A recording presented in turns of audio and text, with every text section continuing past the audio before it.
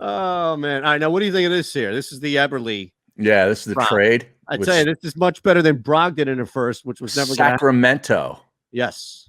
Buddy Hield, Marvin Bagley the third, and a couple of picks. Well, you get the 9th pick this year. Oh, wow. And you have to go because of the stipend rule. You can't go, the back-to-back. So you spread them out. Right. And some of this is banking on that the Sacramento Kings are still not going to be good.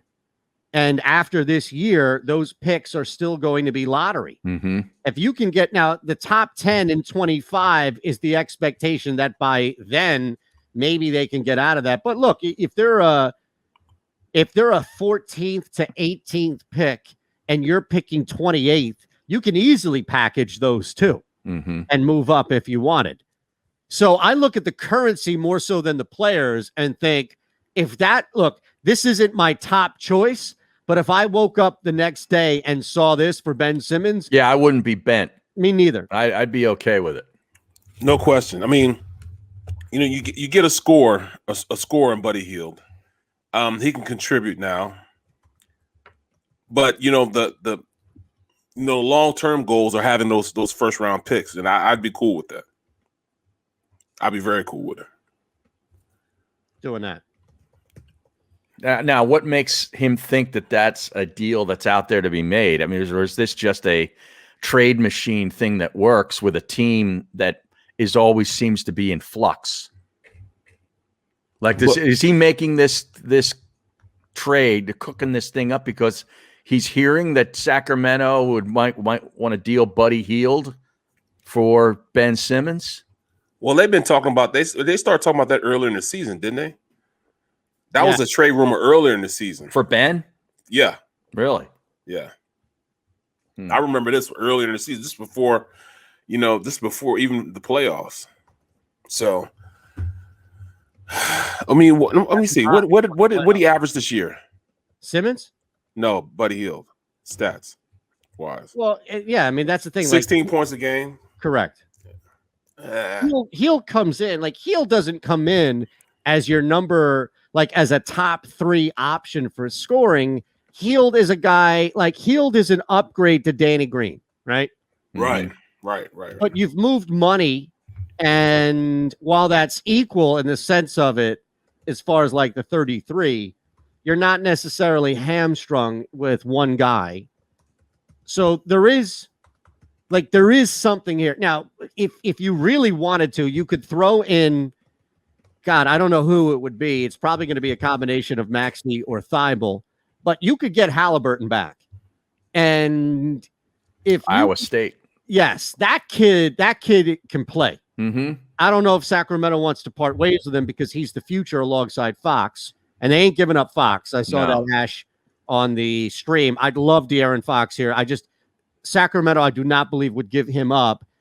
If you could work a deal out where you could get back Halliburton and not give up Thibault or Maxey, then okay, I'm listening. From that standpoint. I know. Yeah, they're not giving up De'Aaron Fox. No. But no. If you could maneuver Halliburton here, then I think you might be onto something. Mm-hmm. But again, you'd have to give someone a value, or you work a third team in.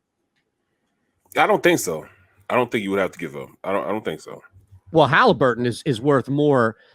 You couldn't just swap him out for one of these guys. From a contract, from a money standpoint, it wouldn't work with Bagley, who's better than, and Hield, who he makes less than. And if I'm the Sixers, I'd much rather, Halliburton is going to be better than anybody you could get at 9. Right. Yes. So that's where I think you would have to sweeten the pot a little bit. Just a little bit. Or maybe you take, all right, how about this? What if you took 25 and 23 out? You got 21, Bagley, Hield, and Halliburton, which I don't think is possible. I still think you have to throw somebody in, but maybe not Thibault or Maxey you throw in there. Right. Right. I'm just not ready. I would still do it. I'm not ready. Even if I had to throw in one of those guys. One. Yeah. I mean, that's tough, man. But if you get Halliburton, that he's he's a point, so you're going to gain a point guard, but and you're going to lose a future point guard. Yeah. I mean, in Thibault, you're losing your defensive prowess with Ben, and Thibault was supposed to be that presence, that's supposed to pick that up. That's tough, man. Dude, I'd say Sacramento is always like in flux. Right. You know what I mean? Like they were part of the process with us. But they also had a team a year or two ago that looked like they might be trying, finally turning the corner. Right. And now they're right back to, they're right back to where they've always been. Yeah. That's like they're always in the lottery. Exactly. Always. That lottery. Yeah. You can't get away from it. Now, is this deal something that's supposed to happen this year or next year?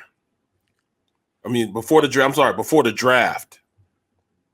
Well, yeah, it would have to happen before the draft if the 2021 pick is in there. Right. Because you're going to have to execute that. Yeah, this is this year. Yeah. Because you see that 9, that's where Sacramento is drafting this year. Right. Look, I know, honestly, I have no idea. Right. I think this is one of these rare times where we just have no idea who or what the value is for Ben Simmons. Like, I think we know it's not Damian Lillard. I think we know it's not Malcolm Brogdon. But that's a really big middle ground right there. Huge middle ground, right?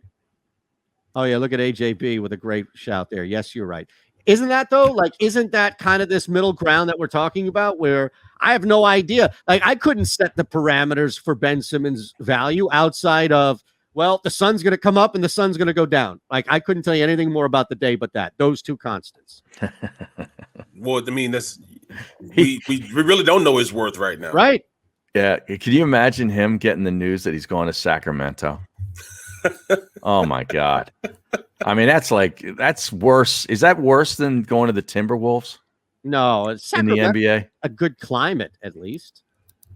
I got a lot of forest fires. It's like going to the Jets. Well, hold on a second. The Winnipeg Jets? No. No, I'm talking about the You're in New York, though, if you're playing for the Jets. No, to Winnipeg. He said Winnipeg. Yeah, Winnipeg. Nobody wants to go to Winnipeg. No, not at all. But look, Sacramento, I don't think there's a problem with the city / the climate. It's honestly, Sacramento might be the best place for him because he could just disappear. Mm. That's where you go when your career dies, bro. Man, the last time they were any good was when Chris Webber was there with Vlade Divac, and they went to the finals in the West against the Lakers and pushed them to 7 games. Mm. They haven't been squat since. Ironically, Vlade was the one who was really responsible for this team being awful when he was in front of the team president in office, whatever the hell he was, right? So they weren't good since he was on the floor, and then he came over and took over the team and ensured that they were garbage. Mm-hmm. So I don't know. Like I said, he was part of the process. Terrible. We dumped a lot of salary with them. Yeah, I don't know how this plays out. That's a place I would never want to play. It's just tough. I don't know. And you're the only game in town there, too. Right. You know? But it's so damn expensive. In California, though, man, it's so expensive, and you're gonna lose. You can lose and pay high taxes. No, that's like a double.